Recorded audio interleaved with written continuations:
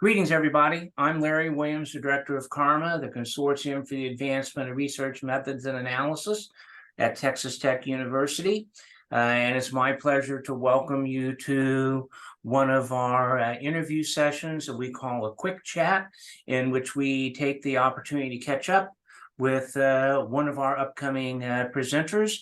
And today it's my pleasure to had the opportunity to interview and chat with Jeremy Dawson. Jeremy is at the University of Sheffield and will be giving a webcast lecture on September the 15th on the topic that we'll talk a little bit about as we get to the end, testing interactions. I do want to point out that webcast lecture is available to the schools who are participating in our institutional membership program.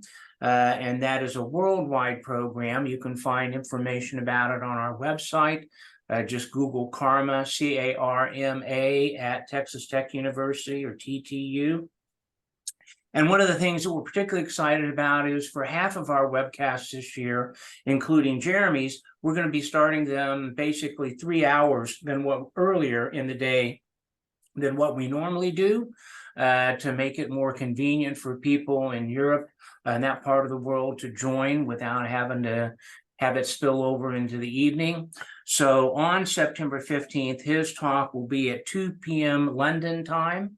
And so we hope that if you're not at a CARMA school, find out information about our institutional membership program, and we will hope that you will be able to join us. So, Jeremy, I think in your part of the world, like ours, the new year is soon arriving. I think we start up tomorrow.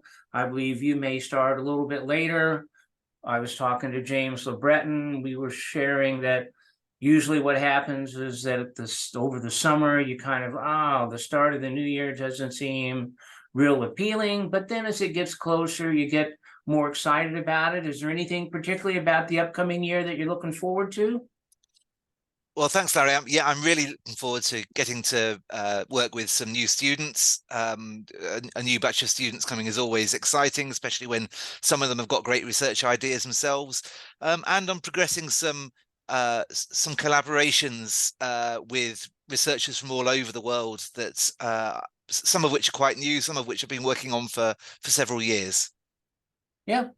So we did get the chance to connect recently at the Academy of Management. I know there are several ways that you're involved with the Academy of Management in terms of your role at organizational research methods.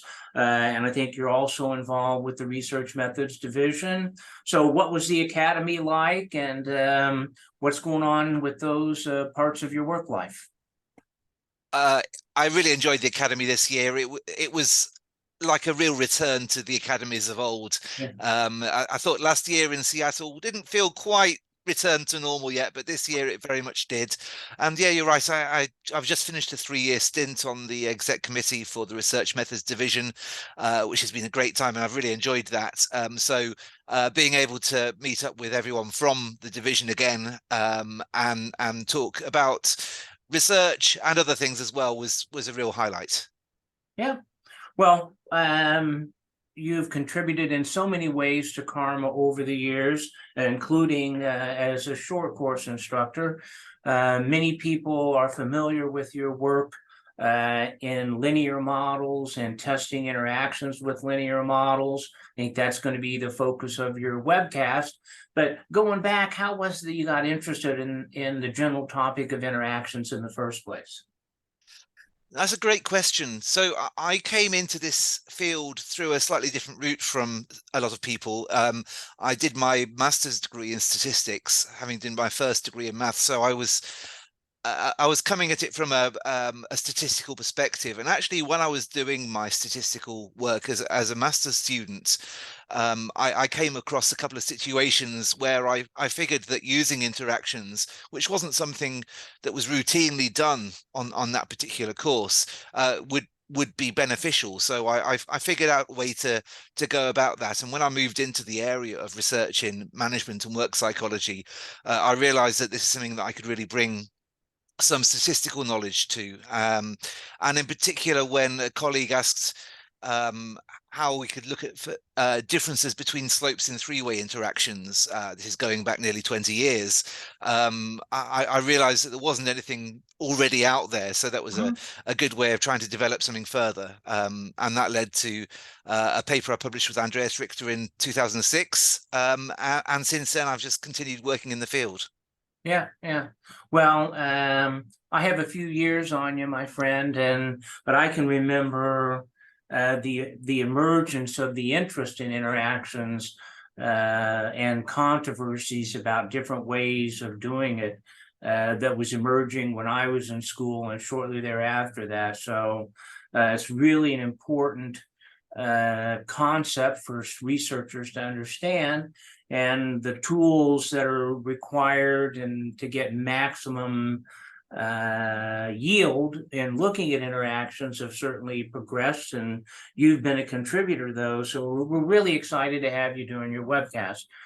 So can you give us kind of a preview of your webcast lecture that you'll give in a couple of weeks then? Sure. So I'll start by giving some of the basic background to testing interaction effects, what the mathematical statistical rationale is for it, and therefore what should be done in terms of interpreting them as a result. And you say that this is something which has been going on for decades now, absolutely, but it's surprising how many misunderstandings there still are in the field. And so one thing I'll try to do is clear up some of those misunderstandings about, in particular, about how interaction should be interpreted and what, for example, we can and can't learn from simple slope tests.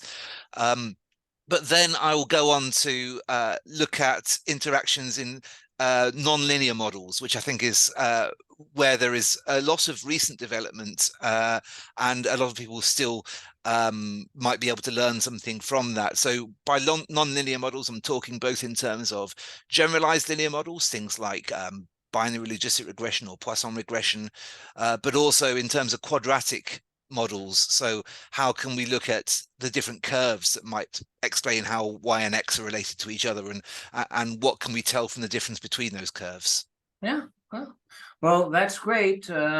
We've been very thankful to have you contributing to our short course program and hope that that will continue. And of course, we've enjoyed having you in our panels, and we'll look forward to having you at your webcast lecture. That is Friday, September 15th, 3 weeks from tomorrow. And that is at 2 p.m. London time. So good luck until then, and thanks for taking the time to share your interest and to give us a preview of your talk. Thank you. All righty.